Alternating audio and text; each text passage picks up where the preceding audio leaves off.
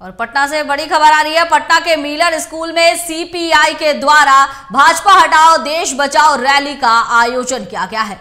तो पटना हम सीधा लिए चलते हैं आपको और वहां दिखाते हैं तस्वीर क्या कुछ बनी हुई है। दिल्ली में क्या हो रहा है हम लोग आप लोग सब लोग देख रहे हैं।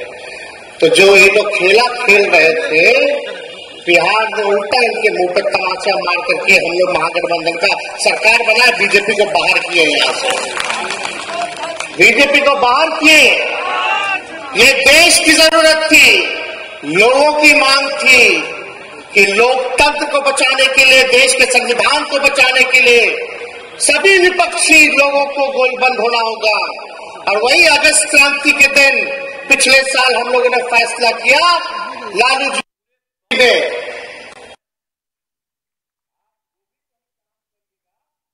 महागठबंधन बना करके इन भाजपा लोग को बाहर करेंगे। ऐसे तो किया ही किया और मिल करके सभी देश भर के विपक्षी को गोलबंद करके इनको देश के सत्ता से भी दूर करने का काम करना है। और इस रैली का उद्देश्य भी यही है। देश में किसान परेशान है, मजदूर परेशान है, गरीबी है, हाहाकार है और केवल सरकार जो है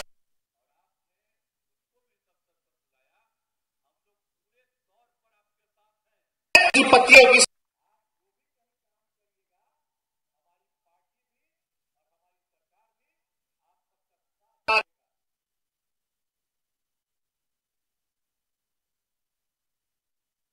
महंगाई इतनी बढ़ गई।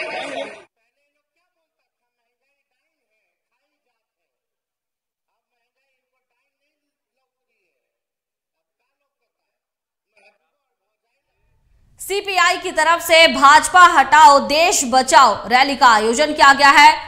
लोकसभा चुनाव जैसे नजदीक आ रहा है, सभी पार्टियां अपने दमखम दिखाने में जुट गई है। इसी दौरान सीपीआई की तरफ से एक रैली आयोजित की गई जिसका नाम भाजपा हटाओ देश बचाओ रखा गया है।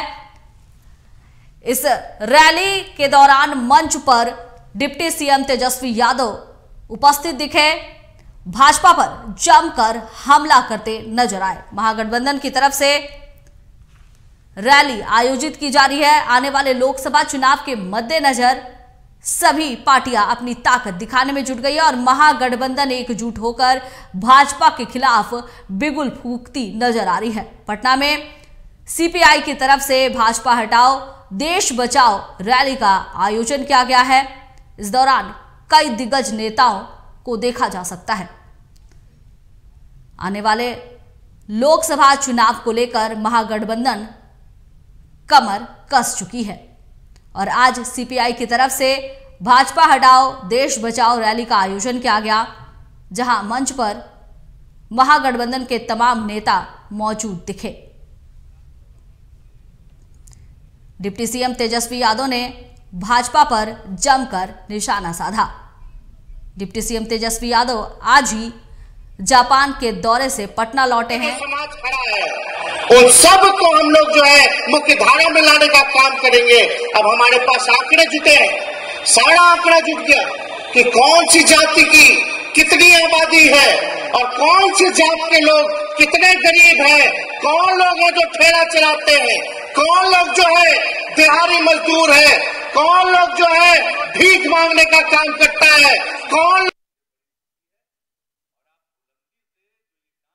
पटना में सीपीआई की तरफ से भाजपा हटाओ देश बचाओ रैली का आयोजन किया गया है। यहां महागठबंधन के तमाम दिग्गज नेता मौजूद दिख रहे हैं। डिप्टी सीएम तेजस्वी यादव लगातार भाजपा पर हमलावर है, साथ ही बिहार सरकार द्वारा बीपीएससी परीक्षा में पास शिक्षकों को नियुक्ति पत्र देने पर अपनी पीठ भी थपथपाते नजर आए। साथ ही केंद्र सरकार को जुमलेबाजों की सरकार की संज्ञा दी। तो आने वाले लोकसभा चुनाव को लेकर महागठबंधन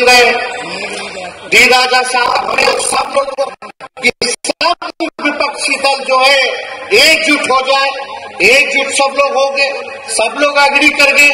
और अभी तो क्योंकि फिलहाल 5 राज्यों में जो है चुनाव चल रहा है और वहां सब लोग जो है व्यस्त है, इसके बाद हम लोग सब लोग बैठ करके सारे काम को तेजी से करेंगे, मिलजुल करके जो बात होगा तय हो जाएगा।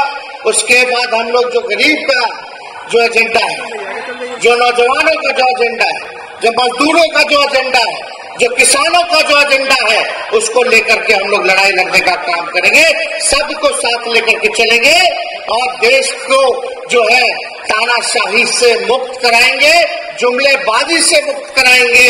आप लोग तो जान रहे, बिहार में हम लोग का सरकार बना, हम लोग नियुक्ति पत्र बांटने लगे तो देश के सबसे बड़े कलाकार, उनका फिर से कलाकारी शुरू हो गई, देखा देखी वो भी नियुक्ति पत्र बांटने लगे। तो हम लोगों ने एजेंडा तय कर दिया, बिहार के 2020 के चुनाव के बाद जहां भी चुनाव हुआ या हो रहा है, आज असल मुद्दे पे हो रहा है, चाहे कोई दल के हो, आज उनको बेरोजगारी को पर बात करने पर मजबूर हम लोगों ने करने का काम किया है।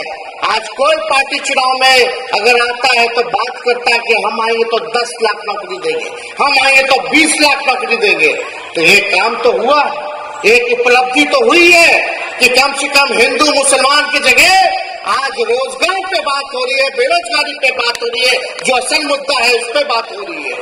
तो इसलिए रुपया तो कमजोर हो रहा है, लेकिन इस पे कोई बात नहीं कर रहा। देश का जीडीपी गिर रहा है, अर्थव्यवस्था चौपट हो रहा है, पड़ोसी देशों से संबंध खराब हो रहे हैं, ये सारा चीन जो है घुस गया भारत के अंदर, इस पे कोई चर्चा नहीं हो रही, कोई डिबेट नहीं हो रहा। डिबेट क्या हो रहा है? केवल विपक्षी नेता क्या, आज केजरीवाल जी को ईडी ने नोटिस किया, तो हम लोग तो जानते ही थे। हम तो जब महागठबंधन हम लोग बना रहे थे पिछले साल, तभी कह दिए कि बीजेपी को इतना बड़ा झटका दिए हम लोग, ये लोग फिर से ईडी, सीबीआई, इनकम टैक्स शुरू करेंगे। अब हम लोग नौकरी बांटने का काम कर रहे हैं, अपने कमिटमेंट को पूरा कर रहे हैं, और उधर बीजेपी जो कहती थी मोदी जी कि हर साल 2 करोड़ लोगों को रोजगार देंगे, रोजगार देना तो छोड़िए, छीना जा रहा है, तब उनको मजबूर होकर के इन पे बात करना पड़ रहा है। तो बदला तो नहीं। आप देखिएगा आने वाले समय में बिहार में फिर से ईडी, फिर से सीबीआई, फिर से इनकम टैक्स। इसलिए आप सब लोग निश्चिंत रहिए, इन लोगों से कोई डरने वाला नहीं। आपका अधिकार के लिए हम सब लोग मिलकर के लड़ाई लड़ने का काम करेंगे और इस तानाशाही के खिलाफ लड़ेंगे और इनको ध्वस्त करने का काम करेंगे।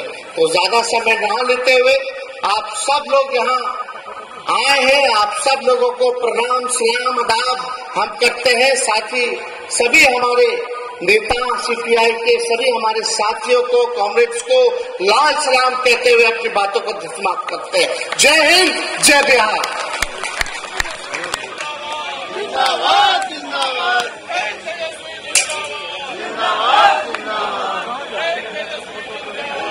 आपको हाथ लेना चाहिए है ना बोला।